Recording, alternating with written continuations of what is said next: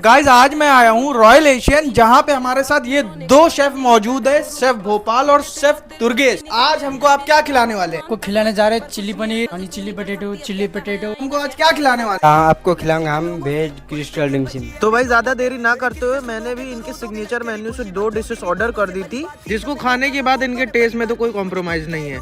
Guys second मैंने इनके signature menu से ऑर्डर कर दिया था ड्राई चिली पनीर। ये डिश तो खाना हाईली रिकमेंडेड है गाइस। अगर कि आपको भी कैरावैन में बैठ के खाने के मजे लेने हैं तो आ जाइए रॉयल एशियन। एंड गाइस इनकी जो न्यू लोकेशन वो स्काई लाइन प्लाजा 3 दयाल बाग रिजॉर्ट के पास।